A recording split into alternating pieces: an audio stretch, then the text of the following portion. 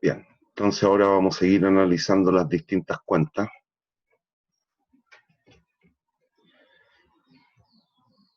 Y vamos a ver entonces todo lo que tiene que ver con el ahorro e inversión.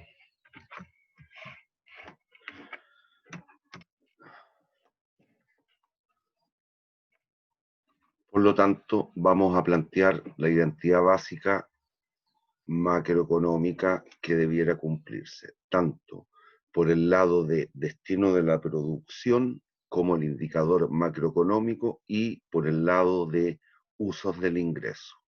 Y se tiene que cumplir la siguiente identidad en una economía de 4 sectores. C más I más G más X menos M. Esto es el destino de la producción o la demanda por bienes y servicios. Es igual al indicador macroeconómico, igual, esto es el destino de la producción.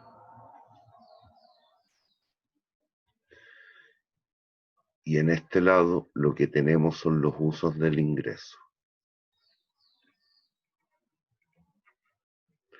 Y están los mismos 4 sectores.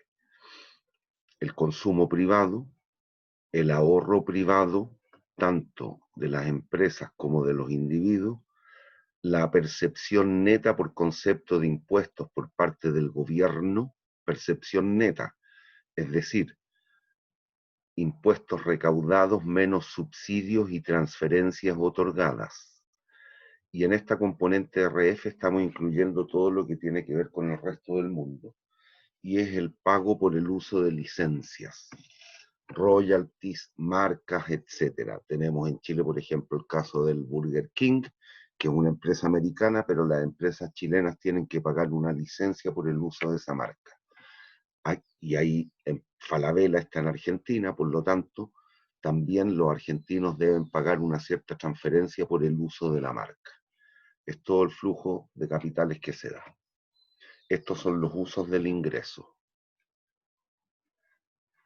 Y si se recuerdan de flujo circular de la renta, mercado de los bienes, mercado de los factores, mercado de los bienes, producto, lo que tengo a la izquierda, mercado de los factores, la derecha, los usos del ingreso. Y aquí hay una identidad macroeconómica básica que tenemos que entender. Y es la siguiente. A esta triple identidad le voy a restar el consumo. ¿Y qué nos va a quedar? I más G más X menos M es igual a S más T más RF. Estas son transferencias de los privados o el sector público a agentes internacionales, reitero. Si ordenamos esto, fíjense, podemos plantear lo siguiente. Y estas dos componentes, G y el paréntesis, los paso hacia la izquierda, hacia la derecha.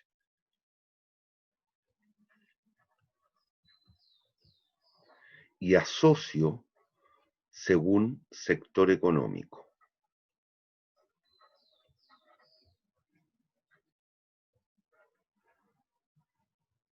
Esto, si se dan cuenta, son la percepción neta por concepto de impuestos de parte del gobierno menos los gastos del gobierno. En esta componente estamos concebiendo al gobierno. Aquí tenemos nuestras importaciones, que son las que le debemos pagar al resto del mundo, RF, las transferencias que tenemos que pagar al resto del mundo, menos los pagos que nos van a realizar el resto del mundo producto de nuestras exportaciones. Aquí está el sector externo. Y entonces podemos llegar a plantear la siguiente identidad. La inversión tiene que ser igual al ahorro privado. Ese es la componente de ahorro. T menos G, el ahorro gubernamental o del gobierno. M más RF menos X, el ahorro externo. Y por lo tanto, esta identidad se cumple tanto a nivel de sociedad como de individuo. Solo hablo para las dos personas que están hoy día en la clase.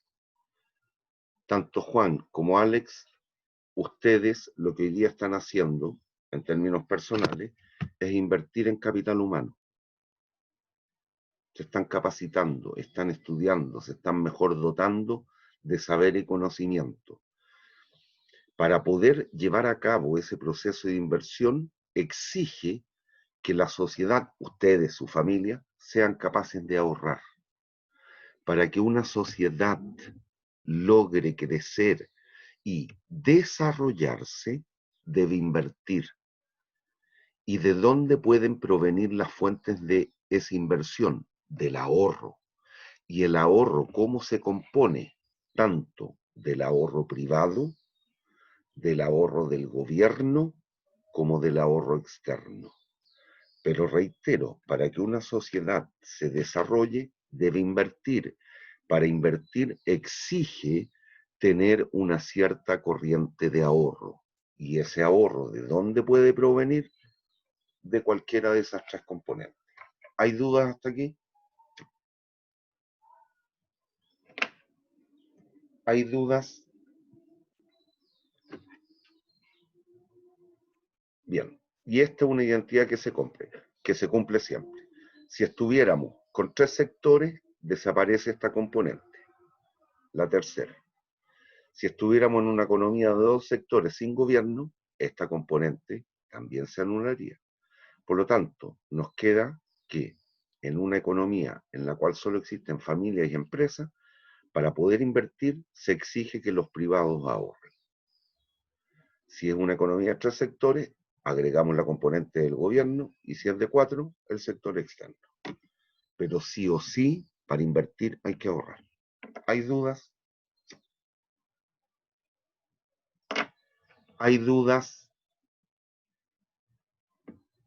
Bien. Este es lo que se conoce con el nombre de balance ahorro-inversión. O inversión-ahorro, como quiera.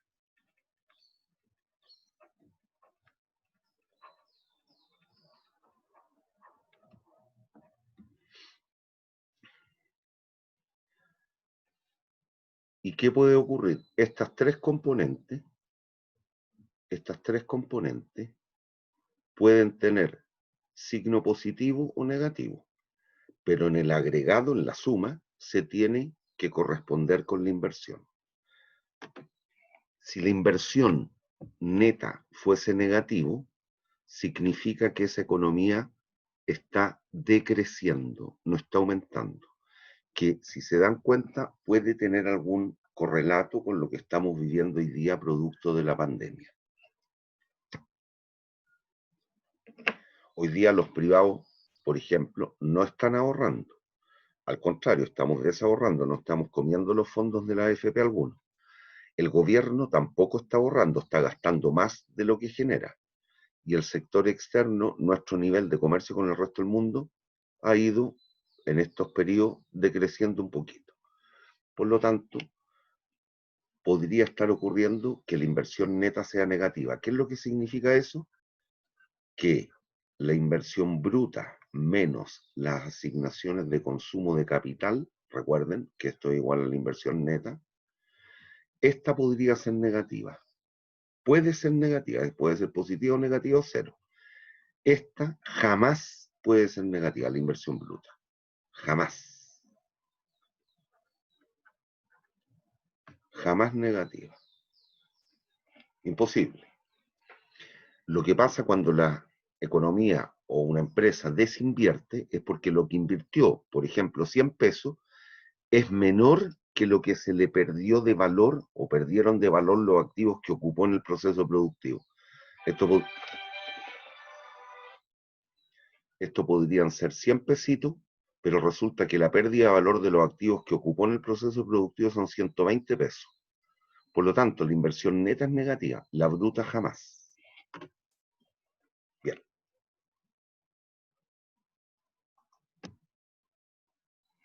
Entonces ahí se van analizando las distintas opciones, considerando una economía de dos sectores,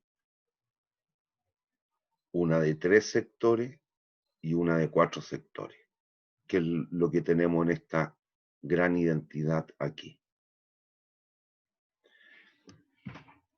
Y esto de aquí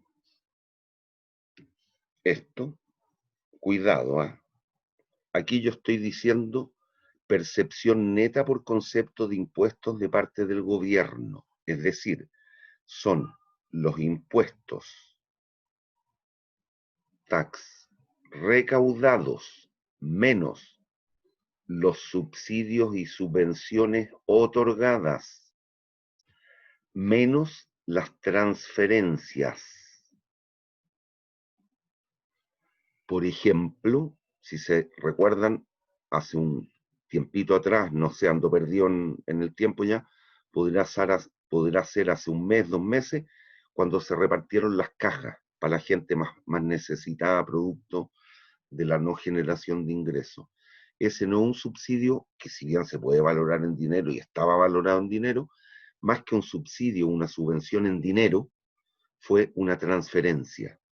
Se entregó una caja con alimentos, pero eso está valorado en dinero. Entonces, en esta componente T, yo estoy asociando estos tres ítems: los impuestos que recaudó el fisco, menos los subsidios y subvenciones que otorgó subsidios en dinero también, menos las transferencias otorgadas. ¿Y qué entonces nos da cuenta esta magnitud T menos G? Esto es el presupuesto del gobierno. Presupuesto. Si T menos G es positivo, significa que el presupuesto es superavitario, tiene superávit. Si T menos G es negativo, significa que el gobierno tiene un déficit presupuestario. ¿Hay dudas?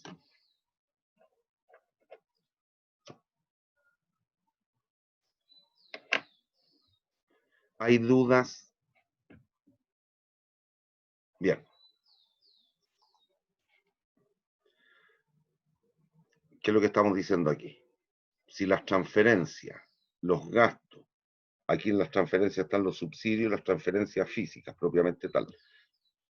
Si lo que el gobierno gasta en el fondo es mayor que lo que recauda por concepto de impuestos, va a tener un déficit.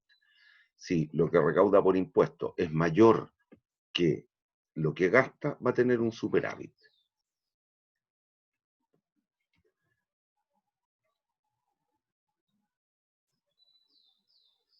Ahí está la deducción para la economía de 4 sectores, que es lo que estamos diciendo.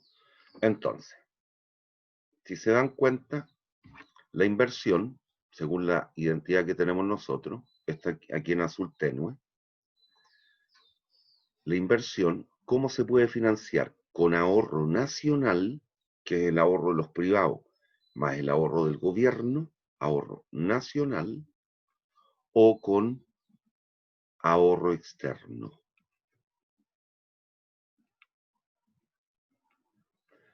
Y esto, la suma, obviamente, es el ahorro y tiene que ser igual a la inversión. Y esto es medido por el flujo de capital. Aquí le tenemos que pagar la carne a los argentinos y los argentinos nos van a pagar el vino que le exportamos. La carne que importamos menos lo que exportamos. Tiene que ver ya con el comercio internacional esto, la tercera componente, que es esa de ahí.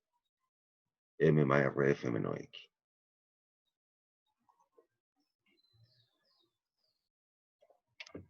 Bueno, aquí nos estamos dando vuelta en lo mismo. Bien.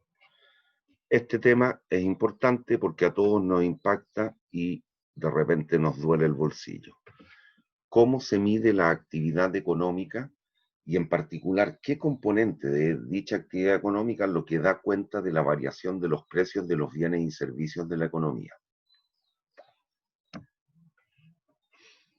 Y ese es el concepto de inflación. La inflación se define como el alza, ese concepto, sostenida y persistente, sostenida y persistente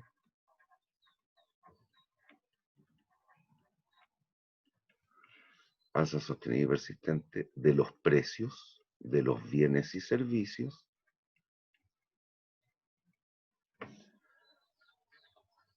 de los bienes y servicios de una economía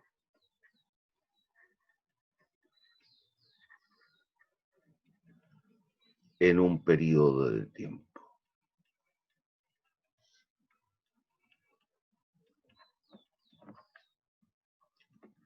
Lapso o periodo de tiempo, como quiera. ¿Y por qué esta magnitud es importante? Por lo que ya sabemos y ya en algún minuto fueron bien analizando. Cuando los precios de las cosas, de los bienes y servicios que consumimos suben, con una misma cantidad nominal de dinero se podrá comprar una mayor o menor cantidad de bienes y servicios. Si es que quieren, me responden.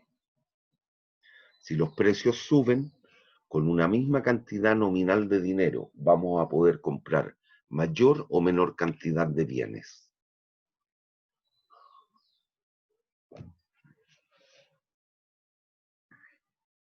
Si quieren, me responden.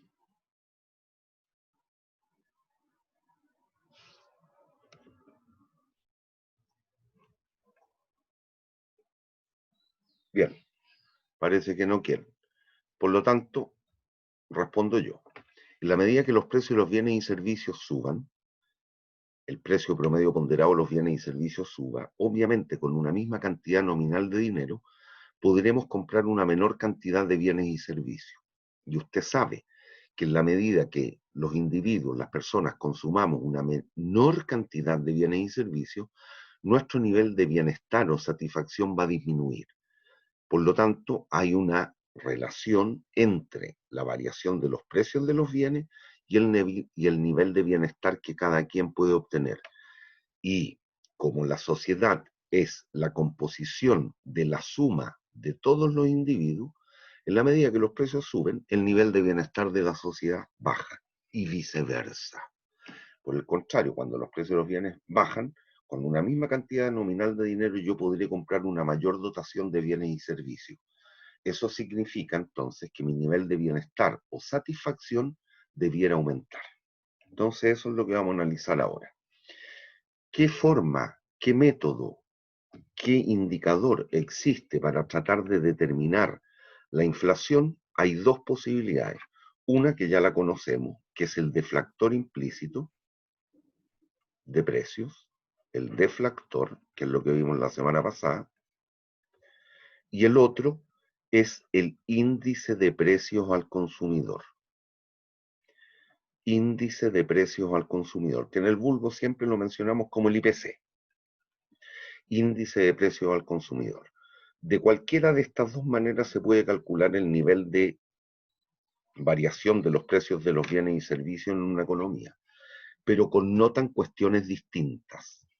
Uno tiene quizás, si usted quiere, una falla metodológica y el otro tiene una falla o es muy difícil de calcular, el deflactor en particular estoy hablando, pues faltaría tiempo y eventualmente recursos para recabar toda la información necesaria para su cálculo, por lo menos de mes en mes, que es lo que nos preocupa.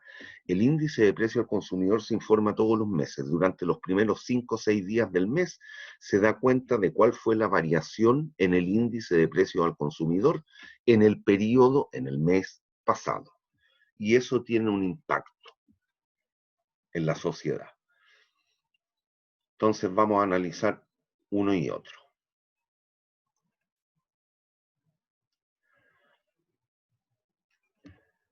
Bien, el índice de precio al consumidor, y aquí tienen, ojalá que recordarse, está muy vinculado a lo que vimos de las curvas de demanda, no muy vinculado, es, así como se calcula, está vinculado a las curvas de demanda reales y en particular a lo que hicimos con el enfoque de Slutsky.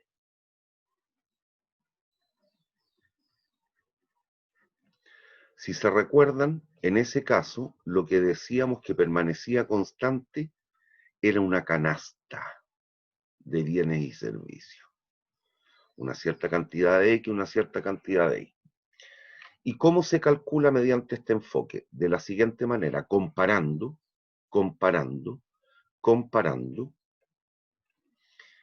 el costo de la canasta hoy día, por ejemplo, voy a comparar 2 meses, septiembre-agosto, el costo de la canasta de bienes y servicios promedio ponderada de la sociedad a los precios vigentes en este periodo, a los precios vigentes en este periodo sobre lo que significó el gasto de la canasta de esa misma dotación de bienes y servicios en el periodo base. Me explico. En agosto consumimos una cierta canasta de bienes y servicios. ¿Cómo determinamos el gasto en ese periodo? Como la ponderación de los precios de agosto por la cantidad consumida en agosto. ¿Cómo calculamos? Y a eso le asignamos un valor 1 o 100, tomándolo como base. Entonces el índice de agosto 100. ¿Cómo calculo el índice de precio al consumidor en septiembre? Ponderando, ponderando, ponderando la misma canasta que consumí en agosto a los precios de septiembre. A los precios de septiembre. Referenciamos al gasto inicial, que es lo que tengo aquí abajo en la fórmula, y multiplico por 100. Y el índice, por ejemplo, me dará 103. ¿Qué significa entonces? Que el precio promedio ponderado de los bienes y servicios de la economía entre agosto y septiembre subió un 3%. Es decir, la tasa de inflación en el periodo agosto-septiembre fue o es de un 3%. ¿Hay dudas? Si tienen dudas, me lo manifiestan, por favor. Bien, en este índice de precios al consumidor y para la determinación de esa canasta de bienes y servicios, lo que se hace más o menos cada una década es hacer una encuesta en determinado, una muestra aleatoria, mediante la marca y registro de más o menos entre 4.000 y 5.000 hogares en todo Chile y que tienen que ir anotando en qué es lo que gastan la platita cada uno de los días. Más o menos son 15 días el registro, entre 15 días y un mes. Entonces la familia, ese grupo familiar, tiene que ir registrando todo lo que fue gastando cada uno de los días, sus distintos componentes del núcleo, y después se determina un promedio ponderado por tipos de atributos o tipos de bienes y servicios en los cuales fueron gastando. Y existen 4 grandes partidas que aquí en la lámina están un poquito más desagregadas, pero son, y que tienen que ver con el concepto que vimos, el primer mono del curso, las necesidades. Los 3 rubros más importantes son pan, techo y abrigo, es decir, alimentación, vivienda y vestuario. Pan, techo, abrigo. Y tiempo atrás se hablaba de un varios. En el varios está todo lo otro. Y es lo que tenemos aquí, fíjense. Aquí tenemos punto 1 y 2, alimentos. Punto 4, vivienda. Punto 3, vestuario. Ahí están los más importantes. Y después tenemos todo lo otro. Esto sería el vario. Entonces, ¿qué es lo que se hace? Aquí, para esas familias que se hizo la encuesta, la última vez fue por allá por el 2009-2010, y están vigentes más o menos por una década.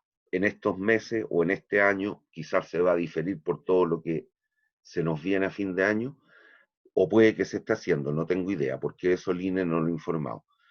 Se determina el registro de en qué gastan esas familias que fueron escogidas aleatoriamente a lo largo de toda Chile. Antes se hacía solo en el Gran Santiago, pero ahora la última vez fue a todo Chile. Se determina el porcentaje de gasto en cada uno de los distintos ítems. Obviamente esta suma tiene que dar 100, que es en qué fue gastando el ingreso cada uno de esos núcleos familiares o familias. En base a eso se calcula un promedio de todas las familias, supongamos 4.000, de las 4.000 familias. Se determinó entonces que en promedio las 4.000 familias gastaban un 19% en alimentación. Después, quien bebía alcohol y tabaco gastaban un 3,3 y así sucesivamente. La suma de todos los gastos tiene que ser o corresponderse obviamente al 100%. Bueno, ¿qué es lo que ocurre? Que en esta canasta hay alrededor de 360 artículos,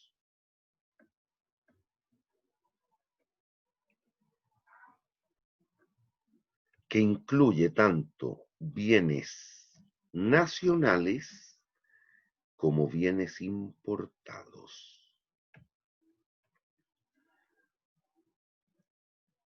Por ejemplo, aquí en comunicaciones, un ítem importante son los celulares. En general, ¿celulares se producen en Chile? No. Entonces lo vamos a incluir en este cálculo como un bien importado. Bueno, y esa es una de las cuestiones o diferencias con el deflactor. El deflactor implícito de precios de la economía lo que debiera hacer es ponderar todos los bienes y servicios producidos en el país durante el mes. Si estamos hablando que este indicador se informa con frecuencia mensual, debiera calcular el precio promedio ponderado solo de todos los bienes producidos en nuestra economía. Metodológicamente eso es imposible de realizar.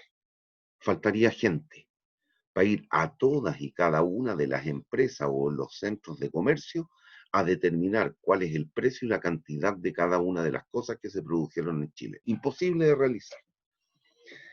Y solo incluye, el deflactor, solo incluye artículos nacionales producidos en Chile.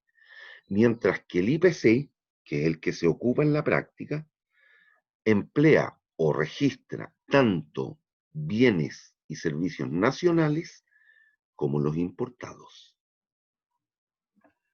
Por lo tanto, no tienen por qué ser exactamente iguales. Aquí podemos hacer un ejemplo solo con 3 bienes en el cual es probable que nos den iguales, pero no tendrían por qué ser iguales, depende de las características del bien.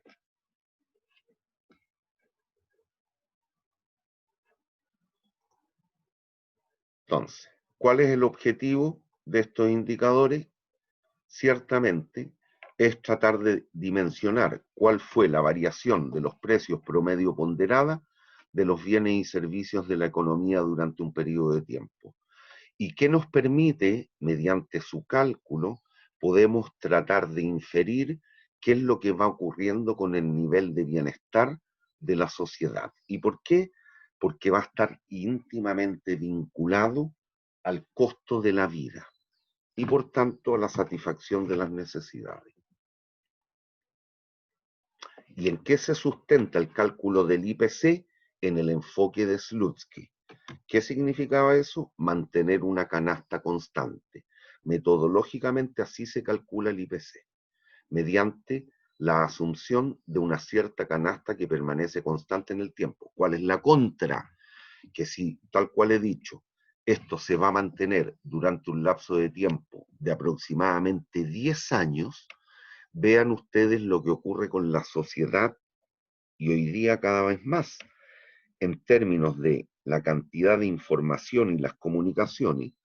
¿Usted cree que es posible sostener que los gustos o preferencias se pueden mantener exactamente iguales en una década? Imposible. Por lo tanto, ¿qué es lo que ocurre? Mientras más me alejo de la fecha en la cual fue determinada esa canasta promedio que consumirían los hogares de Chile, es decir, los 18 millones de personas que más o menos somos, mientras más nos alejemos de la fecha en la cual se determinó esa canasta, ciertamente el indicador va perdiendo una mayor validez. ¿Por qué?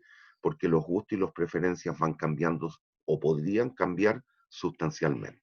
Entonces hay que tener cuidado. Bueno, aquí veamos un ejemplo.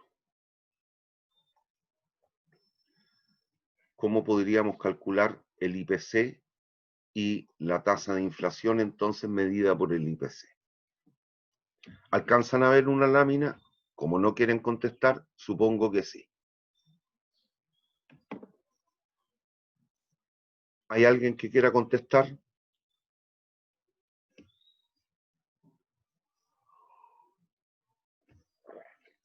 Bueno, supongamos lo siguiente. La canasta, la canasta, la canasta fue determinada como 4 hot dogs o perros calientes y 2 hamburguesas. 4 hot dogs, 2 hamburguesas. Y nos dan para distintos años el precio del hot dog 1, 2, 3 y el precio de la hamburguesa 2, 3, 4. Entonces, ¿qué es lo que hacemos? Lo primero, calculamos el costo o el gasto en consumo en cada uno de los años para este grupo consumidor, para esta familia. ¿Cuánto gastó el 2001 en consumir 4 perros calientes, 4 hot dogs y 2 hamburguesas? Ponderamos precios por cantidades. El precio del hot dog, 1 peso. ¿Cuánto fue la canasta? 4 unidades, 4 hot dogs. 1 por 4 más 2 por 2. Para el año 2001, 4 por 1 más 2 por 2. ¿Cuál fue el gasto? 8 pesos. Análogo para el 2002, 4 por 2, 4 por 2, 8, más 3 por 2, 6, 14. Y así sucesivamente, para el 2003. Cuarto paso.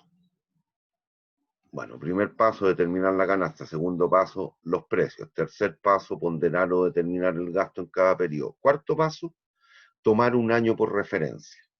Aquí vamos a tomar por base el año 2001. Entonces, ¿qué es lo que tratamos de expresar? El gasto de ese periodo en términos porcentuales lo vamos a asumir como que el índice toma el valor 100. ¿Cómo lo hacemos?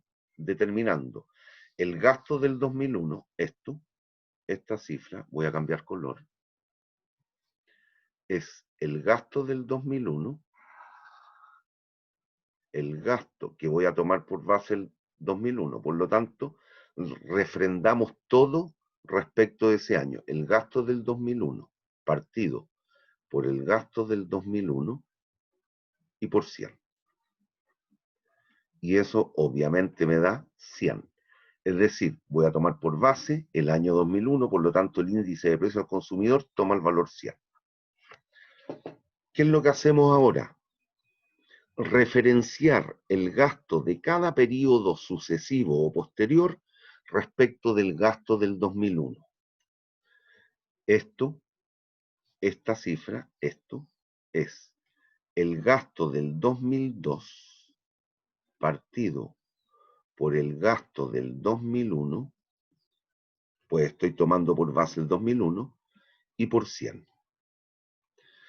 Es decir, 14, si se dan cuenta el gasto del 2001, partido por 8. 14 partido por 8, 7 cuartos, bien digo, 1,75. Por lo tanto, tenemos el índice de precio al consumidor para el año 2001. Análogo para el 2002. Perdón, para el 2003 digo. 20, el gasto partido por 8, 2,25. 2,5. Por 100, 250. Entonces, ¿qué es lo que hacemos? Calcular ahora la tasa de inflación. La tasa de inflación se determina mediante el índice de las PEIRES. ¿Y cuál es el índice de las PEIRES? El que teníamos en la lámina anterior. El índice de las PEIRES es el gasto, la inflación entre el 2002 y el 2001. Solo me estoy quedando con el último dígito, 2002, 2001, 21. Va a ser igual a 175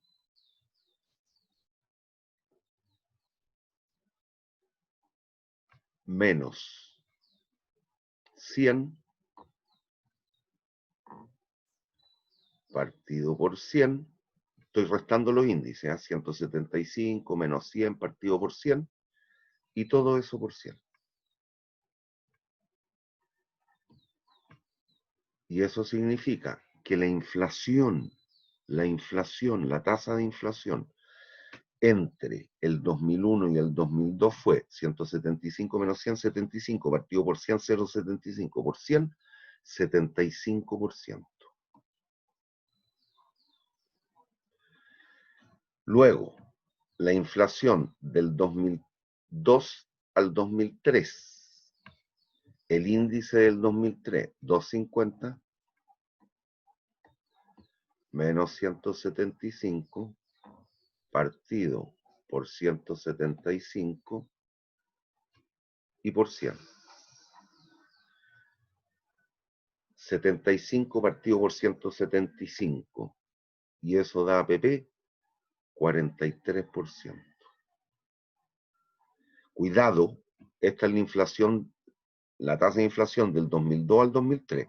Si usted quisiera, también puede calcular del 2001 al 2003, 2001 al 2003, y ahí que le queda 250 menos 100 partido por 100. 150 partido por 100, 1,5 por 100, 150. La inflación acumulada desde el 2001 al 2003 sería 150%. Si quisiéramos, no está aquí el cálculo, calcular la tasa de inflación del 2001 al 2003, sería 250 menos 100 partido por 100 y por 100, es decir, 150%. Usted va a decir, es que no calza. Cuidado, no calza, porque aquí estoy trabajando con dos interperidos. Si usted calcula el efecto compuesto, le va a dar exactamente lo mismo. 1,75 por 1,43 menos 1 le debiera dar 150. Porque ahí se pondera el efecto.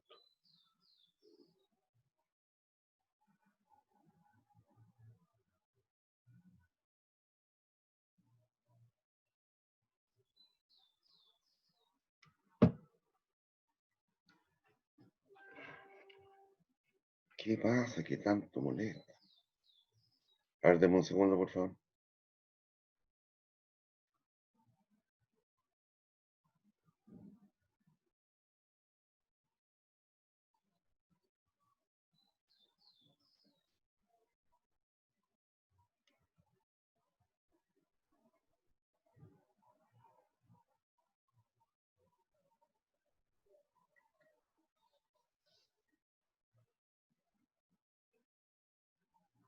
Estamos todos igual. Me están informando los colegas que hay un curso con 2 alumnos, uno con ninguno, uno con 1, uno con 3 como este. Yo con, a ver, déjenme escribirle. Yo con 3. Que están ahí, están en la pantalla, pero no sé si están físicamente.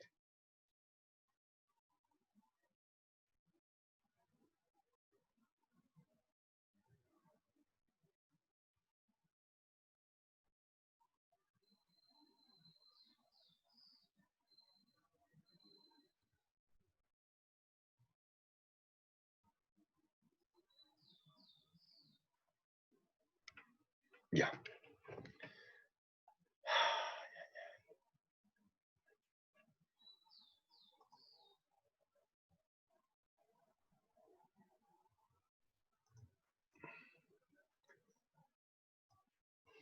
Aquí otra forma de cómo podríamos ocupar el índice de precio al consumidor. Que aquí lo que habría que hacer es inflactar. Cuando usted trae una magnitud del pasado hacia el presente, del pasado al presente, es una operación matemática que después la van a ver en alguna otra asignatura, matemática financiera en particular, y que recibe el nombre de inflactar.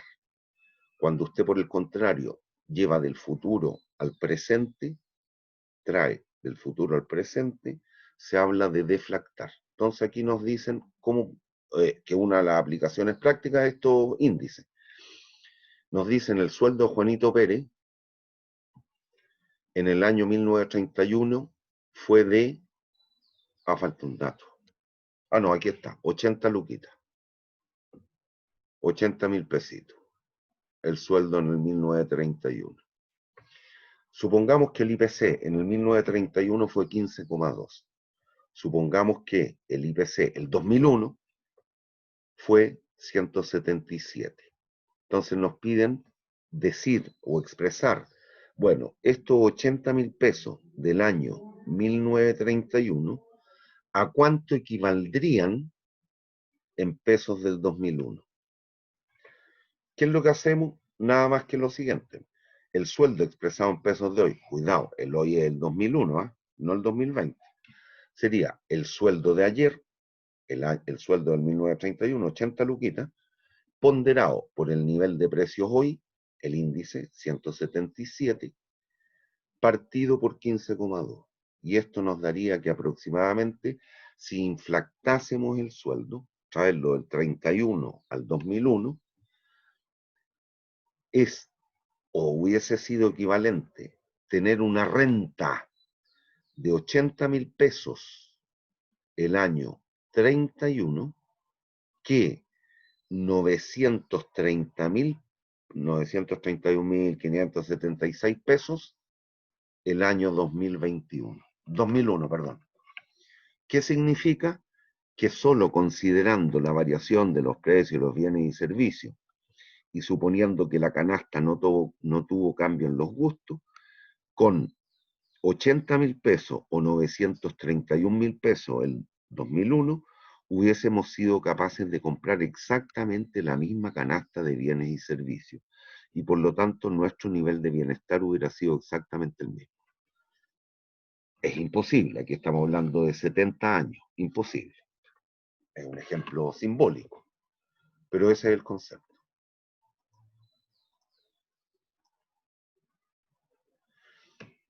¿Cómo calculamos la tasa de inflación? Lo que hicimos hace un ratito. El índice de precio al consumidor en el periodo T menos el índice de precio en el periodo inmediatamente anterior, que nos dio 75,43, menos el índice de precio en el periodo inmediatamente anterior, dividido por el índice de precios del periodo anterior y multiplicado por 100. Siempre se trabajan, se operan en tanto por uno, pero se expresan en tanto por ciento. Hay que tener ese cuidado.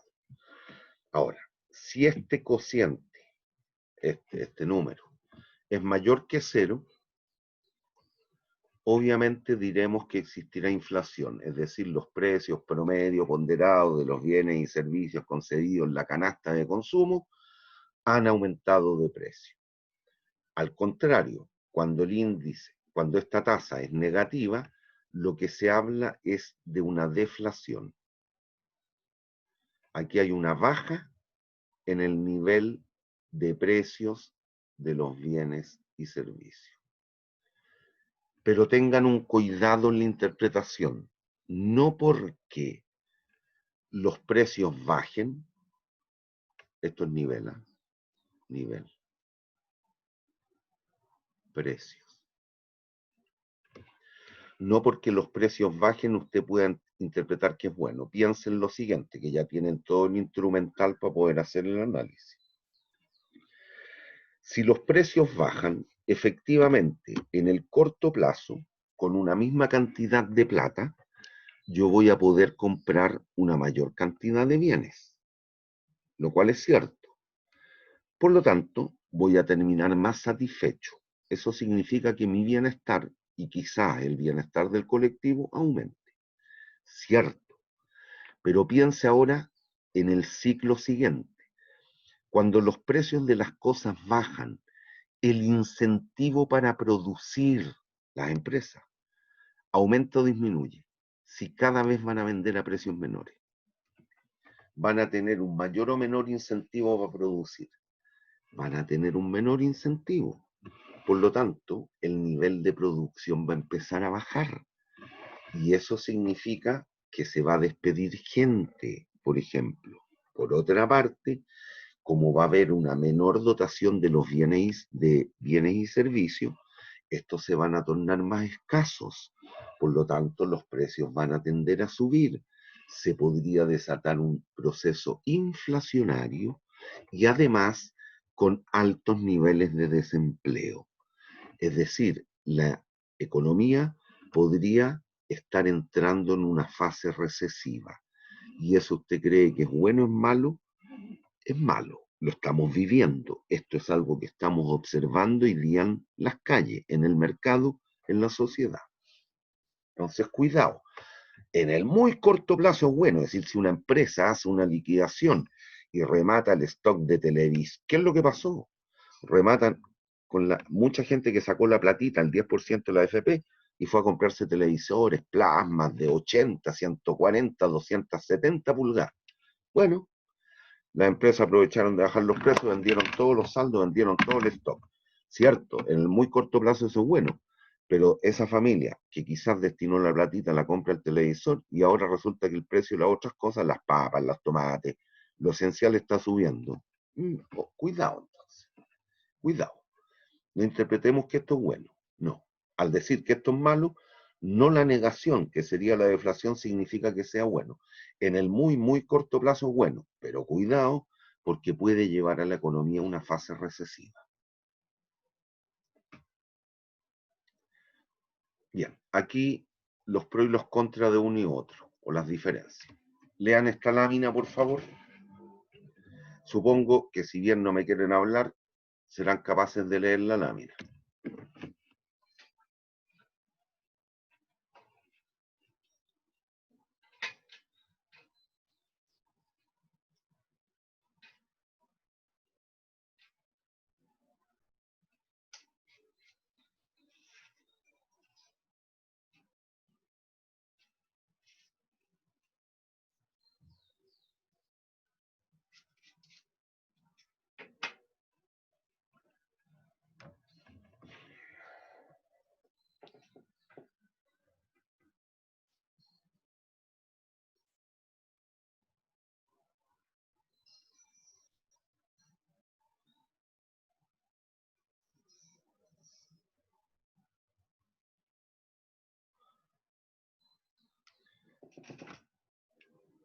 Déjenme ver una cosa. Ya. Bueno, y una cuarta, si usted quiere, aquí podemos agregar una cápita de, ¿qué es lo que dije? IPC, el IPC, solo una canasta, entre comillas, es alrededor de 300 y tantos, 400 artículos. Una canasta reducida. Mientras que el deflactor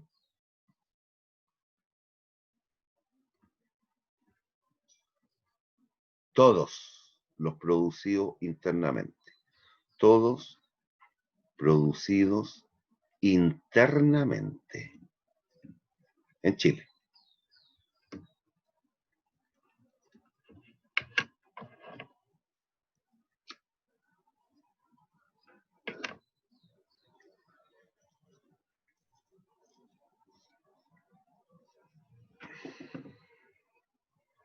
Bien.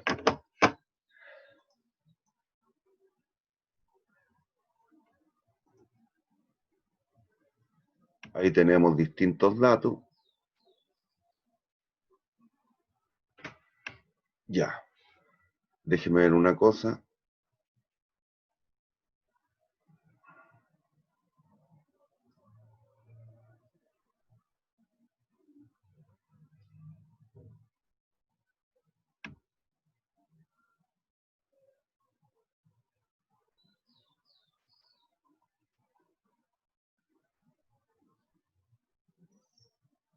Ya, vamos a empezar con esta materia y la termino el lunes. Desempleo y nivel de actividad. Pero me quedan 5 minutos porque a las 9 en punto tengo un examen de grado. Bien. Desempleo y nivel de actividad. Aquí el desempleo en particular nos referimos al desempleo de mano de obra, que es el más crítico en cualquier sociedad y que lo estamos viviendo en la nuestra, producto de la pandemia y todo lo que ha ocurrido, que hoy día, si bien lo informado oficialmente puede connotar y decir que la tasa de desempleo es de alrededor del 8%, 9%, hay algunos otros informes o estudios preliminares y también puede ser un poquito sesgado que hablan de tasas superiores al 20% de desempleo, lo cual puede ser cierto, no estoy diciendo que no.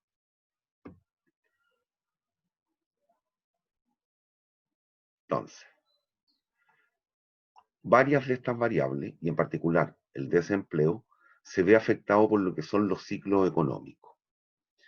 ¿Y qué es lo que ocurre? En un ciclo económico puede ser de bonanza o un cierto ciclo recesivo. Cuando los ciclos son de bonanza, en principio, y los podríamos connotar como que son buenos para la economía, pero en fases recesivas, reitero, como la que estamos viviendo, esto se puede convertir en una gran lacra o lastre para la sociedad. Y en este caso, entonces, lo que vamos a analizar es un monito que está vinculado a lo que vimos el otro día, el PIB tendencial o potencial y el PIB real. Y vamos a analizar qué formas puede ir tomando las distintas curvas. Y en este caso, cuando, por ejemplo, estamos entrando fases recesivas, que es lo que hemos visto en nuestra economía producto de la pandemia, se exige con mayor fuerza que la autoridad intervenga a efecto de mitigar los impactos o fenómenos negativos que puede estar originando el ciclo económico. Ahí todos pretendemos que la autoridad nos ayude cuando nos está yendo mal. Cuando nos está yendo muy bien, esto es como en la vida, ojalá ni nos pesquen, no nos tomen en cuenta, porque nos está yendo bien. Pero bueno, así es el ser humano. Y contra eso nada tenemos que hacer. ¿Qué es un ciclo económico? Son movimientos recurrentes de la actividad y en las que pueden existir fases de expansión y otras de contracción económica, y se van alternando en términos temporales. ¿Cómo se puede detectar esto? ¿Cómo podemos percibirlo? ¿Cómo podemos verlo? Mediante las distintas fluctuaciones que va teniendo, por ejemplo, el indicador más empleado en cualquier sociedad, que es el Producto Interno Bruto. Pero también, tal cual dijimos tiempo atrás, nunca olviden que solo y estrictamente el uso del PIB nos puede llevar a errores de interpretación, porque el PIB no da cuenta del efecto redistributivo de la riqueza, o el cómo ésta se distribuye entre los distintos sujetos de la sociedad. Entonces, si bien es importante, cuidado. Aquí tenemos un ejemplo de monito. La línea que siempre va teniendo pendiente positiva es el PIB tendencial o potencial que hablábamos la otra vez.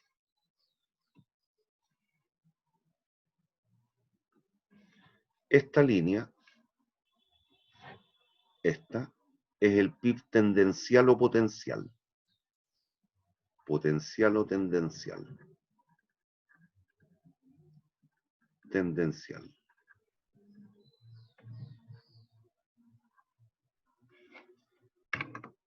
Si la economía ocupara la totalidad de los recursos existentes en ese minuto, en cada uno de esos minutos, este es un eje temporal, sería capaz de producir según esta tendencia, esta línea de tendencia, que es la que voy a marcar aquí con negrito. Eso.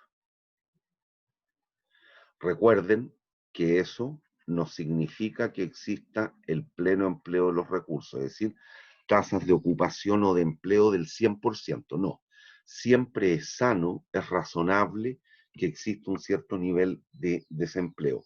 Y eso lo vimos hace mucho tiempo atrás cuando vimos la curva de transformación y les hice ver una diferencia que tenía que ver con el costo social y la velocidad de desarrollo en los distintos tipos de organización societaria, sean en economías centralmente planificadas o más asociadas a los gobiernos de izquierda, y sean economías libre mercadistas más asociadas a los gobiernos de derecha.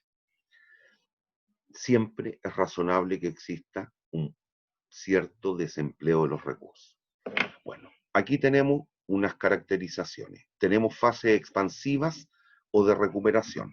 Eso usted lo ve cuando la producción crece a tasas bastante elevadas, por ejemplo en esta zona. Aquí tenemos fases de recuperación. Aquí, se me pegó el lápiz.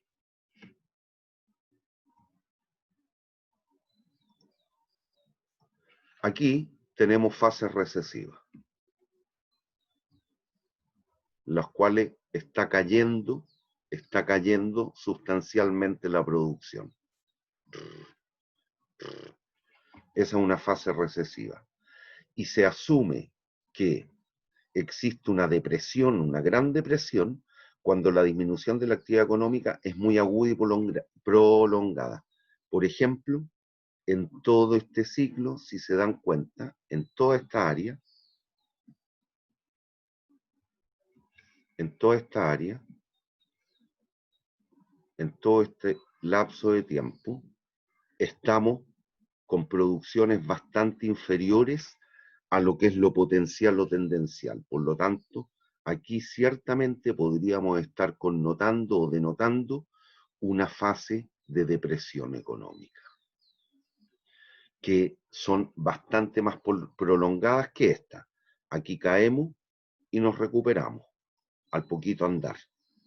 Esta es una fase recesiva, pero no hay una gran depresión, a diferencia de esta otra. ¿Me siguen? Bien. Hasta aquí llegamos por hoy día, jóvenes. Buen día. Nos vemos el lunes.